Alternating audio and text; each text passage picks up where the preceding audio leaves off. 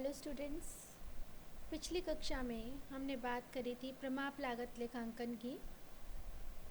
पहली कक्षा में मैंने आपको प्रमाप लेखांकन के अर्थ, उद्देश्य एवं प्रमाप लागत लेखांकन एवं अनुमानित लागत में क्या अंतर है के बारे में अवगत करवाया था। इस कक्षा में हम आपको बताऊंगी कि प्रमाप लागत प्रणाली की स्थापना कैसे की जाती है।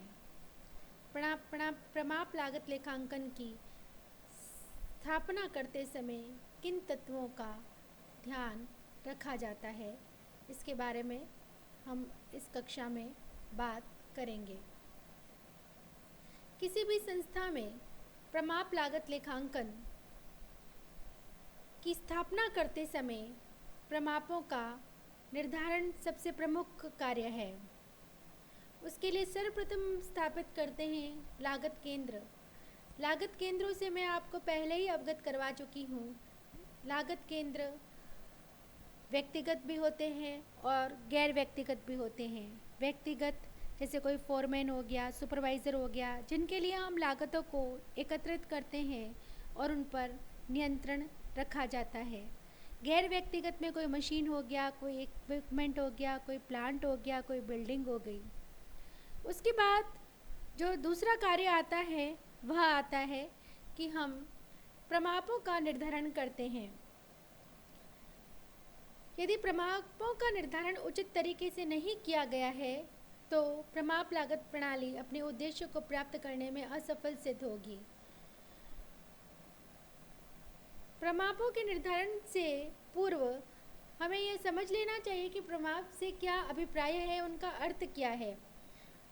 प्रमाप हम 4 भागों में बांट सकते हैं। 4 प्रकार के प्रमाप होते हैं। एक तो होता है आदर्श प्रमाप, दूसरा होता है आधारभूत प्रमाप, तीसरा होता है सामान्य प्रमाप और चौथा होता है प्राप्य प्रमाप। आदर्श प्रमाप निर्धारण करने में आदर्श परिस्थितियों की मान्यता ली जाती है। इस प्रमाप के अनुसार लागत का निर्धारण उत्पादन के समस्त साधनों के अधिकतम कुशलता के स्तर को विचार में लेकर किया जाता है। यह आदर्श प्रमाप न्यूनतम लागत निर्धारित करता है, किंतु यह अव्यावहारिक होता है। वास्तव में इस प्रमाप के अनुसार वास्तविक लागत प्रमाप लागत से अधिक आती है और इस प्रकार विचरण प्रतिकूल, मतलब जो फेवरेबल नहीं होते, एडवर्स होते हैं, किंतु ये प्रतिकूल विचरण अकुशलता के सही मापदंड नहीं होते हैं, क्योंकि आदर्श प्रमाप में वास्तविकताओं, आकस्मिक तत्व, अनियंत्रणीय घटनाओं, असामान्य परिस्थितियों को आदि को ध्यान में नहीं रखा जाता है। दूसरा जो प्रमाप होते हैं वो होते हैं आधारभूत प्रमाप। यह वह प्रमाप होते हैं जो किसी एक वर्ष की सर्वोत्तम अथवा अपेक्षित परिस्थितियों को आधार मानकर लंबी अवधि तक उपयोग में लाने के लिए निर्धारित किए जाते हैं तथा जिसे बार बार परिवर्तित नहीं किया जा सकता है। इस प्रमाप को अन्य प्रमापों की भांति वर्ष प्रतिवर्ष संशोधित नहीं करना पड़ता, जिससे प्रमाप स्थापना की लागत में बचत होती है। परंतु परिस्थितियों एवं उत्पादन अवधियों में परिवर्तन होने पर यह वास्तविक एवं प्रतिनिधिपूर्ण नहीं होता है, अतः इसे लागत नियंत्रण के लिए उपयोग में नहीं लाते हैं। तीसरे होते हैं सामान्य प्रमाप। इन्हें औसत प्रमाप भी कहते हैं, जिसकी भावी अवधि सामान्यतः एक व्यापार चक्र में प्राप्त किए जाने की अपेक्षा की जाती है। सामान्य प्रमाप का प्रमुख लाभ यह है कि इसमें समय समय पर समायोजन करने की आवश्यकता नहीं होती है। यह प्रबंध के लिए दीर्घकालीन नियोजन व निर्णय लेने में बहुत सहायक होता है, किंतु वास्तविक कुशलता का माप करने तथा अल्पकालीन निर्णय लेने के लिए आवश्यक नहीं होते हैं। इसीलिए यह सैद्धांतिक दृष्टि से ही ठीक है, व्यवहार में इनका प्रयोग नहीं किया जाता है। चौथे और अंतिम जो प्रमाप होते हैं वह होते हैं प्राप्य प्रमाप। यह वह प्रमाप है जिसकी भूत एवं वर्तमान निष्पादनों को ध्यान में रखते हुए भावी निर्दिष्ट बचत अवधि में प्राप्त करने की अपेक्षा की जाती है। इस प्रकार के प्रमापों का निर्धारण भविष्य की सभी परिस्थितियों के वैज्ञानिक विश्लेषण के आधार पर वास्तविकताओं को ध्यान में रखते हुए किया जाता है।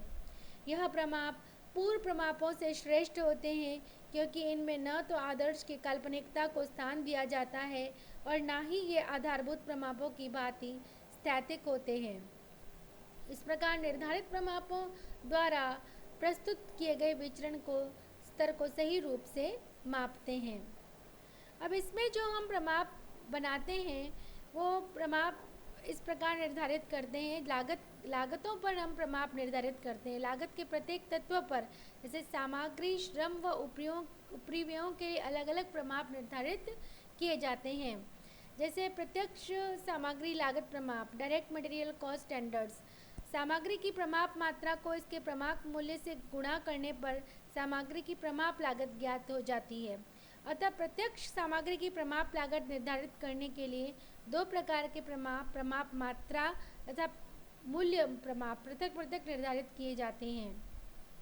यदि वस्तुओं के उत्पादन में दो या दो से अधिक प्रकार की सामग्रियों का प्रयोग किया जाता है तो प्रत्येक प्रकार की सामग्री का प्रमाप मिश्रण अनुपात भी निर्धारित करना चाहिए।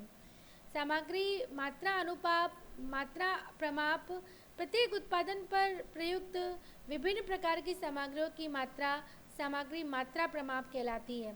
इसका निर्धारण इंजीनियरिंग डिपार्टमेंट द्वारा जो पास्ट में जो भूतकालीन अभिलेख आए हैं, पूर्व अनुभव हुए हैं या रासायनिक परीक्षणों के आधार पर किया जाता है।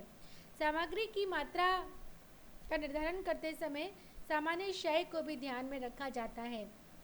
उसके बाद हम निर्धारित करते हैं सामग्री मूल्य प्रमाप। प्रत्येक उत्पाद पर प्रयुक्त होने वाली सामग्री का मूल्य या दर सामग्री मूल्य प्रभाव कहलाता है। इस मूल्य का निर्धारण गत वर्ष के मूल्य, वर्तमान मूल्य तथा भविष्य के अनुमानित मूल्यों के आधार पर किया जाता है। उसके बाद जो लागत का दूसरा तत्व है वो है श्रम। प्रत्यक्ष श्रम लागत प्रमाप ज्ञात करते हैं। इसके लिए हमें चाहिए प्रमाप समय। प्रत्येक उत्पाद अथवा कार्य पर प्रत्येक श्रेणी के श्रमिक द्वारा व्यतीत किया जाने वाला समय प्रमाप समय कहलाता है, जिसे सामान्यतः घंटों में व्यक्त किया जाता है। इस प्रमाप समय का निर्धारण समय, गति व थकान का अध्ययन, कार्य एवं विधि विश्लेषण, कार्यहीन समय व क्षय, गत वर्षों का औसत निष्पादन, भावी निष्पादन को प्रभावित करने वाले तत्वों को ध्यान में रखकर किया जाता है। उसके बाद हम ज्ञात करते हैं प्रमाप दर। प्रत्येक श्रेणी के श्रमिकों को दी जाने वाली मजदूरी की दर प्रमाप दर कहलाती है। प्रत्येक श्रेणी के श्रम की प्रमाप दरें गत अनुभव, वर्तमान मजदूरी दरों एवं उनमें संभावित परिवर्तनों, प्रत्याशित श्रम सानियम एवं निर्णयों को ध्यान में रखकर किया जाता है। इस प्रकार हम प्रत्यक्ष श्रम लागत प्रमाप ज्ञात करते हैं। उसके बाद जो लागत के तीसरे तत्व हैं वो है व्यय। व्यय जैसे ऊपरी व्यय लागत प्रमाप, ओवरहेड कॉस्ट स्टैंडर्ड्स। उसमें हम स्थिर एवं परिवर्तनशील दोनों ही प्रकार के ऊपरी व्ययों के प्रमाप ज्ञात करते हैं। ऊपरी व्ययों में सभी प्रकार के ऊपरी व्ययों को सम्मिलित कर दिया जाता है। बाद में उन्हें दो वर्गों स्थिर एवं परिवर्तनशील ऊपरी व्ययों में विभाजित कर लिया जाता है। स्थिर एवं परिवर्तनशील ऊपरी व्ययों की प्रमापित दर गत वर्षों की उपलब्धियों में भावी मूल्यों के लिए परिवर्तन करके सूत्र में ज्ञात कर ली जाती है। जो स्टैंडर्ड वेरिएबल ओवरहेड रेट है वो हम इस प्रकार ज्ञात करते हैं। Standard variable overhead for the budget period में हम भाग दे देते हैं बजटेड यूनिट्स या स्टैंडर्ड आवर्स का। उसके बाद हम ज्ञात करते हैं स्टैंडर्ड फिक्स्ड ओवरहेड रेट। तो standard fixed overhead for the budget period ज्ञात करेंगे हम और उसमें हम भाग दे देंगे बजटेड यूनिट्स या स्टैंडर्ड आवर्स का। तो इस सूत्र के द्वारा हम स्टैंडर्ड वेरिएबल ओवरहेड रेट भी ज्ञात कर सकते हैं और स्टैंडर्ड फिक्स्ड ओवरहेड रेट भी ज्ञात कर सकते हैं। उसके बाद इनको ज्ञात करने के बाद हम इनकी तुलना जो वास्तविक जो लागतें हैं उनसे करेंगे और हम विचरण ज्ञात करेंगे। और अगर विचरण अनुकूल नहीं है, प्रतिकूल है, तो हम उन पे अध्ययन करेंगे और उसमें सुधारात्मक कार्य करेंगे, मैनेजमेंट को रिपोर्ट करेंगे और उसके लिए सुधारात्मक कार्य करेंगे जहां आवश्यक हो, ताकि लागतों पर नियंत्रण स्थापित किया जा सके और लागतों को कम किया जा सके और इस प्रकार लाभों में वृद्धि की जाती है। तो इस कक्षा में हमने पढ़ा कि हम प्रमापों का निर्धारण किस प्रकार करते हैं। आशा है आपको समझ में आया होगा। धन्यवाद।